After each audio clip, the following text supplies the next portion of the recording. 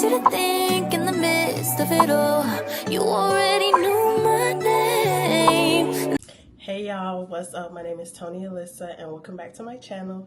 So in today's video, I just want to do a quick chit chat, get ready with me as I get ready to film another sit down video, but I did want to have like a little chit chat before then. So we're gonna get straight into the makeup. Okay, first I'm gonna do my eyebrows and of course we're gonna talk. So my mirror is behind me, but the first thing I wanted, y'all, we're getting straight into it. The first thing I wanted to talk about is basically like Christianity being a trend. Okay, so my take or opinion on it is it's good and it's bad. The good part, of course, is like more people are becoming Christians, being able to experience God for themselves and, you know, actually sticking with it, learning, getting a better revelation on God. Let's pause. Not a makeup artist. I get by with doing my makeup. I do my makeup and that's it, okay? So it's gonna look crazy, but in the beginning, but it's gonna come together in the end.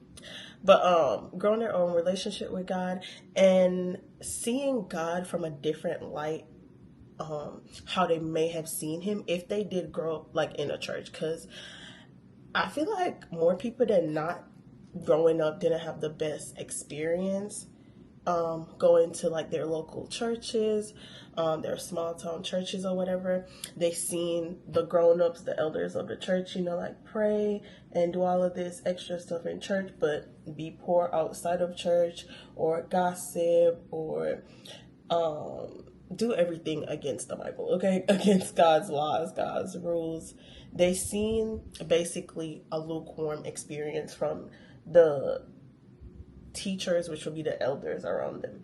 So I feel like Christianity being a trend nowadays, that's the good part about it. The bad part about it to me is like the people who market it,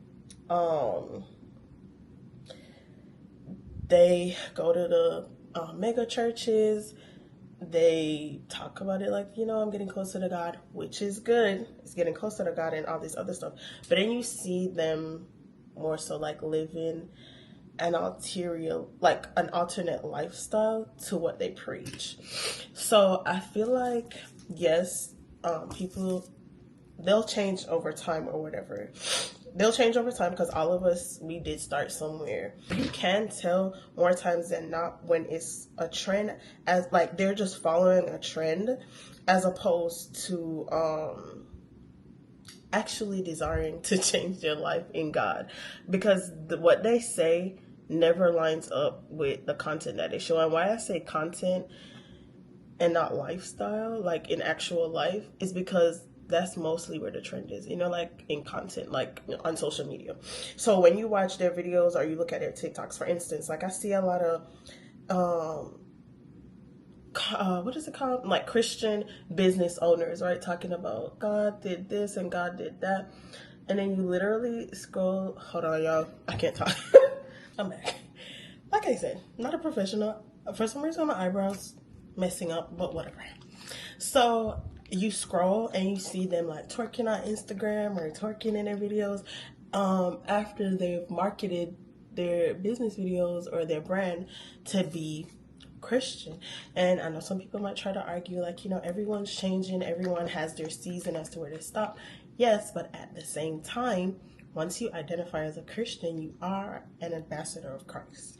So for instance, if you're an ambassador for a brand and you know they don't support a certain act, let's say like profanity, like cursing or stuff like that, you know that they don't promote that. Once you sign up to be an ambassador for them, you know that's something that you have to abide by within the contract, okay?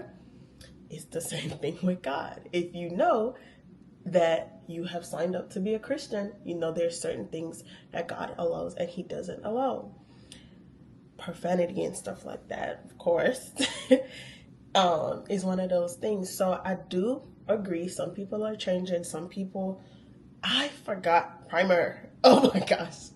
But I'm only staying at home. But if I would have used this one, the Dior primer, to go with the foundation. But anyways, you see them doing that, and obviously, you know, it goes against God. Now, how I see that is basically people who go on your page, let's say they're not a Christian, and whether or not people, okay, I know people be like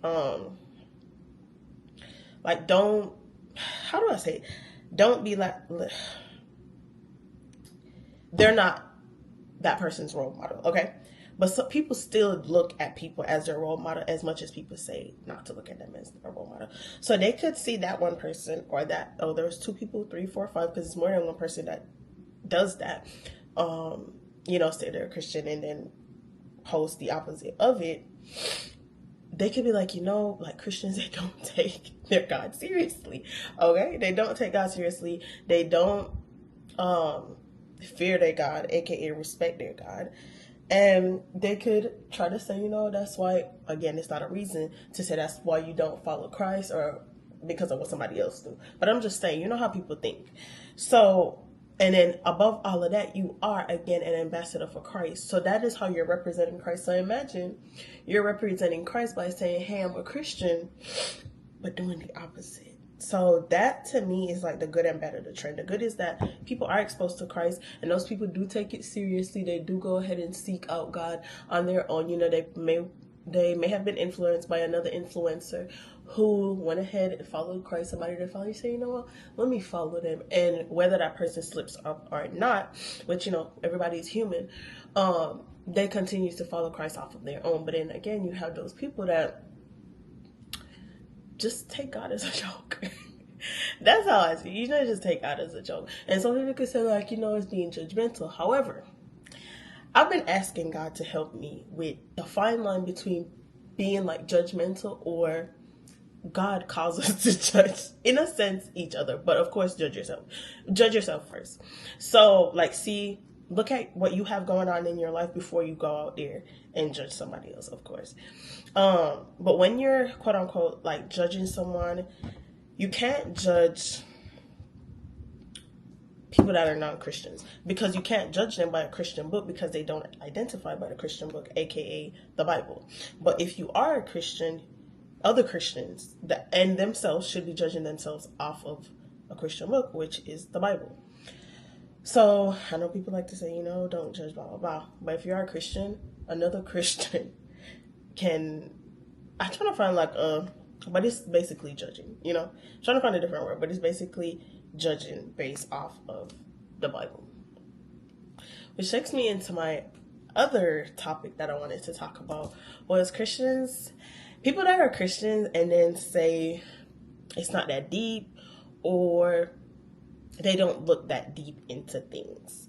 So I guess with my upbringing, which is, you know, like how we grew up in the Caribbean, I know like the spiritual aspect of it, but we learned more so the demonic spiritual side of it. So that's why I know it's real. You know, a lot of people say like, oh, if you don't believe in witchcraft, it won't happen to you, which I did hear people say that when I grew up. But I don't know. Like at first I believe it, but then I learned that whether you believe it's wrong or not, or whether you believe it's real or not, it could affect you. So for instance, let's see, when it comes to brands, right? I'll say one brand that I use. Well, I don't know if I want to say the brand. For instance, I'm the type of person that once I learned about the spiritual aspects behind brands, the spiritual aspects behind certain influencers, meaning like some people will sit there and manifest, or some people will sit there and we can talk about a big one, secular music. Oh my gosh, people do not want to let go of secular music. And I could speak on this because it was so hard for me. Okay, it was so hard for me. But certain brands, right? I'm the type of person, if I find out that brand has a demonic background to it, it's rooted in like, oh, my ancestors gave me this recipe, so I did it, I'm done with the brand. I'm not going to use it. Why? Because I'll tell you one girl you could follow. It's called Life is Spiritual. Their channel, and her name is Erica Mukisa. Basically, I think I spoke about her before. She was initiated into witchcraft by her grandmother on the slick. Her grandmother did it slick. Like the girl didn't say, yes, I want to be a part of it. Her grandmother literally initiated her into it, and I think she did it until she was 18. I can't remember. She served in that kingdom until she was 18. And she's from Africa. The stuff that our girl went through, it just opened up my eyes more to how deep it goes. So when people sit there and say it's not that deep, y'all, yes it is. And I think, yes, it could be ignorance. There's a part of it that's ignorance. Like, you actually don't know. You actually don't know that, oh, that might have been demonic, or this brand is demonic, or the artist is demonic. You might not know. But when someone goes ahead and tell you that whole it's not deep, it, to me, it says, one, you don't want deliverance. And you don't want deliverance, you know, and you don't want to be healed. You don't want to be set free. For instance, I know it was this one lady. She got married and she accepted a gift at her wedding. She, throughout her marriage for, I think it was double-digit years, could not give birth. And it was based off of a mirror that I guess that person, or was it her sister, was jealous, I can't remember, was jealous and gave her that gift. Within that item, obviously, witchcraft. So she, by accepting that item, she accepted that covenant, right? When it comes to brands, if you're a Christian, right, and you start a business, what is the first thing you're going to do? Let's say in the making process or the very ending of the process when you're about to ship out your products. You will pray over it. Thank you, God, for having all these people order my stuff. I pray that it has a safe delivery. My eye is watering. Oh my gosh. I pray that it has a safe delivery to these people's house. You'll say your prayer over it. What do you think people who's in the demonic kingdom is doing? First of all, they did a ritual or some type of witchcraft to get the idea. Then throughout the whole process, they're praising their God, their lowercase g God. Before they send their products out, what do you think they're doing?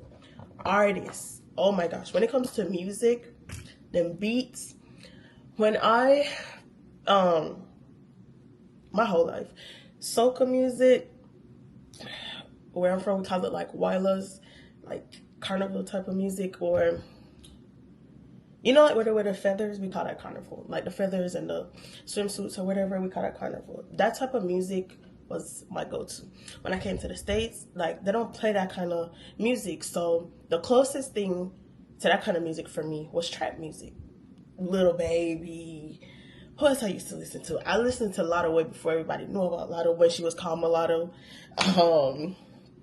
All them type of trap music people, I used to listen to them a lot. Something about it, like, I used to feel guilty, right?